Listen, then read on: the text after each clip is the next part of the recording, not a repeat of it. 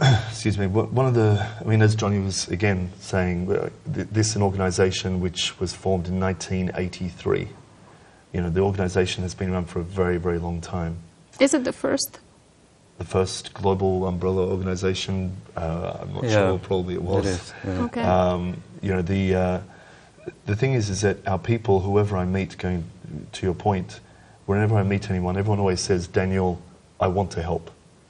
The Syriac people are very generous. A lot of people say, you know, criticise our people, but you have to look at it in a very constructive way. Our people are very busy. Our people, but there's so many of our people that want to help. So many of them come to me, come to Johnny, they send us emails, they call us, and they say, Daniel, Johnny, and they talk to the other members of the Syriac Universal Alliance, and they all want to help, but they don't know how. And so what we're also doing now, what we're doing as well, is that we're formulating a kind of a job description spreadsheet, let's call it, or a call to action from our people to say, these are the positions that we need filled. These are the things that we need to do, and we need these people with these talents, let's call it. So you draw in lines and tracks for people who need or who want to work, who have the emotion and the heart for work, but they need a track. Direction, indeed. Directions. Can I add something here to what Daniel said?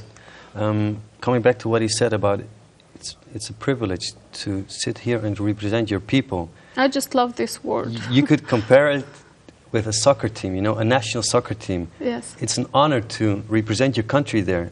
And we feel basically the same. It's a great honor for us to represent your people on the highest levels, you know, in the highest echelons of societies. And this is a great honor for us. And what we want to do right now, and what we have done in the recent months, is lecturing all over the world, appealing to our people, giving them the message that today we want to have change, but change can only be made together with your help, with your assistance. And we are in the places to create platforms for them, room, space, so that they can enter the organizations and that we can build up together a beautifully constructed, professionalized organization. I think this is basically what we all want, to select the best players for the national team, to select the best players for the Syriac Universal Alliance. And I think when you work together with such kind of people, I mean, people who have the ambition, as you said, people who have the drive, the will, you know, the emotion, who are sincerely dedicated to represent their people in any question whatsoever, these are the people who together make a beautiful construct and who are the right persons and in the right places, I believe. And these are basically the messages we try to spread among our youth especially, because it's basically the youth that needs to be instilled with hope. Hope that we have a leadership that asks about them, that we have a leadership that's prepared always and everywhere, whenever needed, is prepared to listen to them, to what's on their hearts, what's on their minds, and what's in their hearts. Daniel, he said something, Johnny said something, that we should make it known to our young people that they have a leadership that wants to show them that we care about them. You in SUA, how can you reach out to those people? What are the steps that you're taking to reach out to them? Yeah, so many things. I mean, it goes back to Syriac Universal Alliance. You know, the way that we're currently constructed is that we have federation groups that sit underneath us. So we have, as Johnny was also saying, we have the federations from Germany, Sweden, Austria, Belgium, blah, blah, blah, blah, Holland, and all the rest of them. Yes. And so they all have their other organizations that sit under them. So there are so many people that are connected around the world already. And it's our job now to connect with them. So the Syriac Universal Alliance is connecting to them primarily through internet.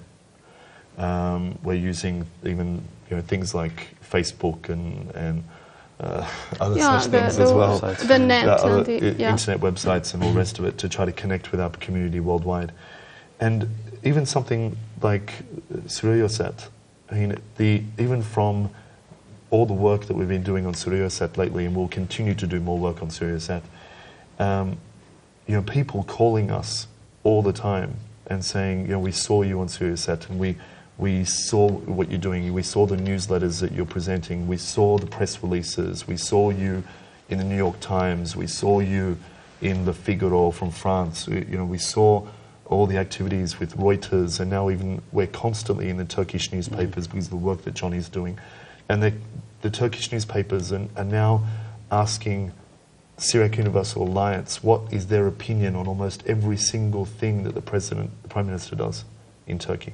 I mean, these are such fundamentally important things for us. This is, our people are seeing something happening. It's like a refuge for them now.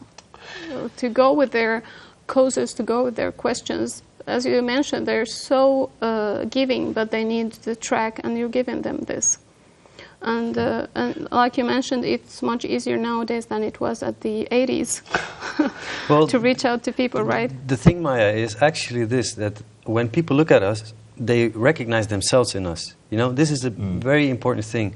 The second thing is actually that when they work together with us, it's as if they feel that they are on the same working and intellectual level, the same level of thinking and working. Yeah. And I think this stimulates them to work, and they really see results, because one of the most important things in works, or when you work on a project, is to see results. If you don't see any results, any fruits of your hard labor, then it can demotivate you sometimes. Yeah. Yes. But we have shown in the past months that when you put the right persons in the right positions, then you can move things forward. You can really get the harvest. Indeed, the harvest, as you say, you can reap what you have sown. What are the seeds? More than what he mentioned. You have more seeds now to throw? More seeds to throw? We have plenty of seeds, actually. Plenty of seeds. The seeds are basically... But you need workers.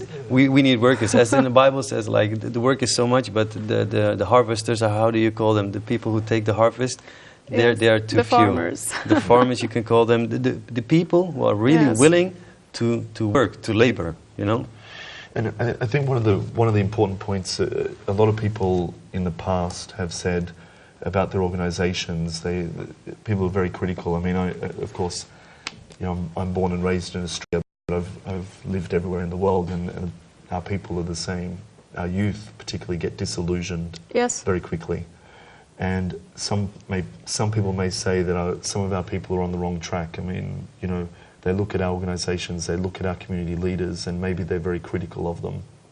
And they feel like they don't, like Johnny was saying, they don't see themselves in our leaders. And what we're trying to do is we're trying to say that this is not a closed shop. Syriac Universal Alliance, we're not closing the doors to anybody. What we're doing is that we're saying the doors are open, and please come and join the team. Come and join us. That's great. Come and work with us. A lot of people say, who appointed you? Well, good question. I've been working at this my history. Well, yeah, I mean, we're working on this for so long, and so is Johnny. You deserve it if you enter such a position. It's my belief, because you have proven yourself to be worthy to sit in this position, I think. Otherwise, you wouldn't represent your people at this highest level, I think. Well, after hard work, like we mentioned, after hard work, you have to get the harvest. Well, but the point as well, I think, is that it goes back to the football analogy, because Johnny and I love football, but it's also the best players play on the field, the best players for the national team. You get the best players from all over the world, and from the nation, and then you put them on the field. And if you're not good enough, you'll pick up the best. Yep, you get the best, and if you're not good enough, you go to the bench or you're out of the team. That's true. And for us, we're trying our best to now get the best of the best from around the world. And we have had so many talented people everywhere contacting us, from all the way from Australia, all the way over to New Jersey, and all over Europe, contacting us and saying, we want to help. And so what we're trying to do now is we're trying to say to people, and why we're here now, through this program, to say to people, okay, these are the positions that need to be filled. So we will go more specific in where are the gaps in this work. There was a point, a very important point in what Daniel said. It's like when somebody who is willing to work and then he gets disappointed of people, of persons, it's very important that you don't draw a line and that's it. I'm not working because I got disappointed, because when you want to work, when you want to help, this is for your people, this is for your nation to be carried out all the the future, throughout the future, for the generations to come. Not to be disappointed of people, because you're not working for certain persons, you're working for the